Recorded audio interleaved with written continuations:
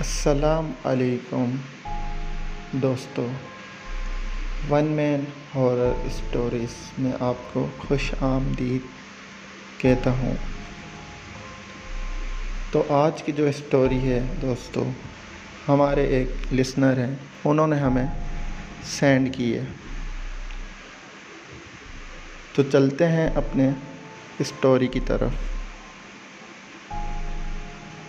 ये स्टोरी जिन्होंने हमें सेंड की है उनका नाम है सबा और उनका सिटी नेम है सिंध का खैरपुर सिटी है।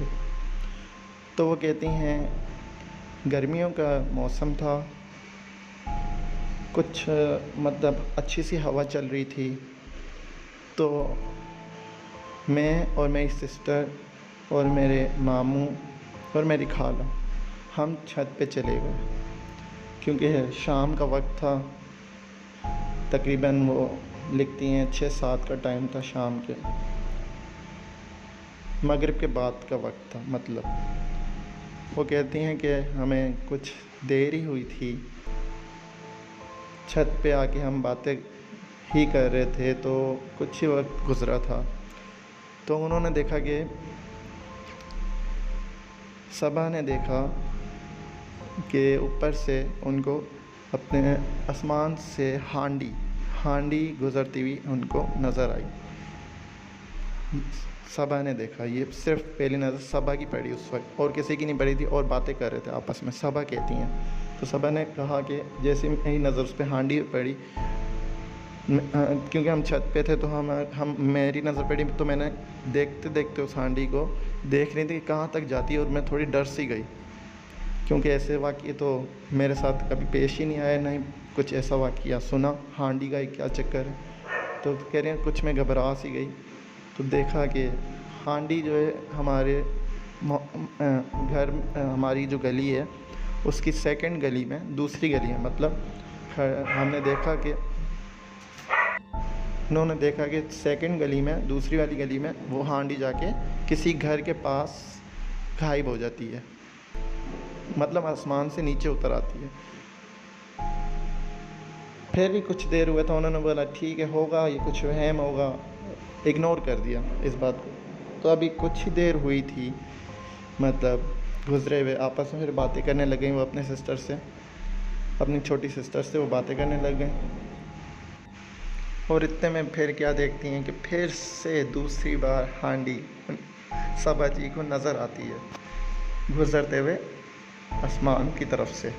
तो इस बार वो सबको मुखातिब करती हैं, अपनी खाला और मामू, उन लोगों ने भी मतलब उस हांडी को देख लिया होता है। अब वो क्या करते हैं, वो भी इसी तरह सबा जी की तरह देखते देखते उसी हांडी की तरफ उनकी नज़रें कि ये क्या माजरा, वो सब परेशान हो गए। मतलब उन सब ने देख लिया, उनके सबा जी के मामू ने, खाला ने, सिस्टर ने, सब ने देख लिया।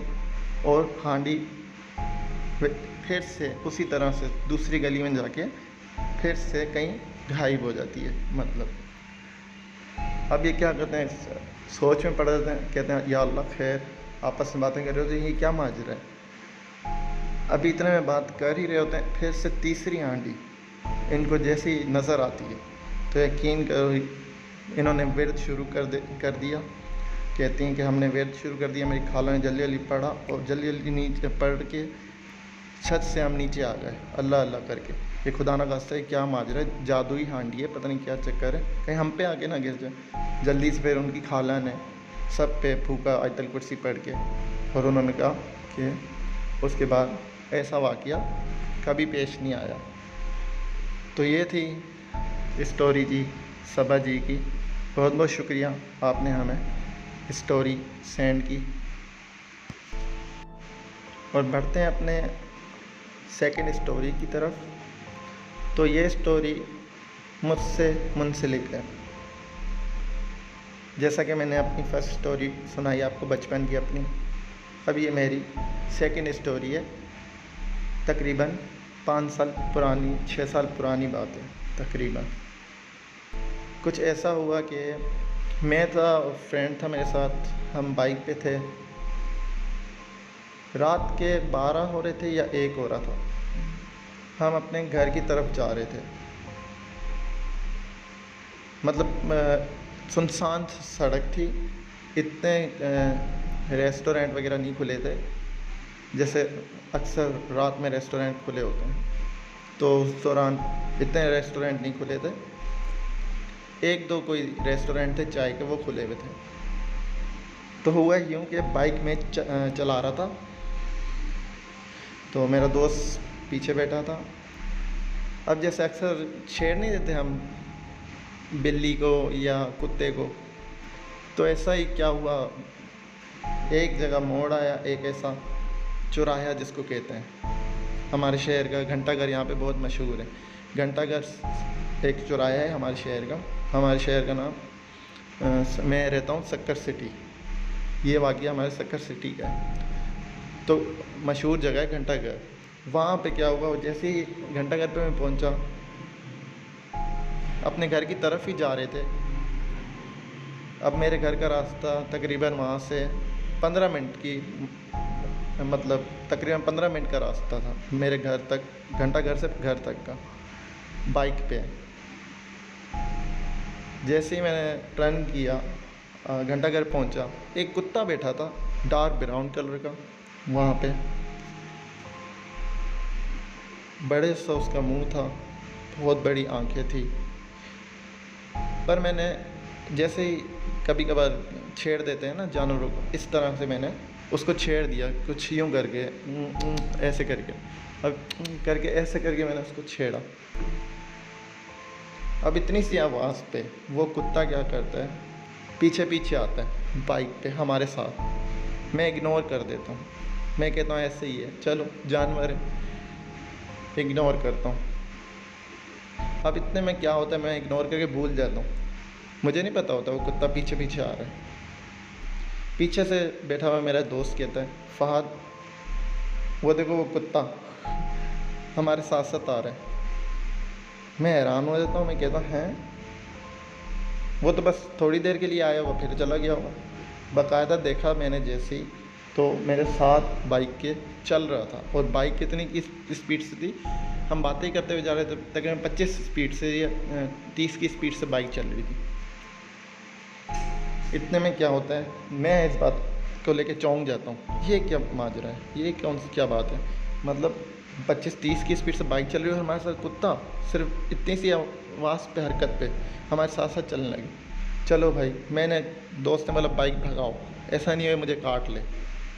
चलो भाई, मैंने सोचा चलो भगाते हैं। हालांकि वो भौंक भी नहीं रहा था, कुत्ता भौंका तक नहीं, बस देखे जा रहा था, चलते चलते देखे जा रहा था। आस्ते आस्ते अपनी उसने स्पीड बढ़ाई, तो मैंने भी साथ ही बाइक की स्पीड बढ़ा दी।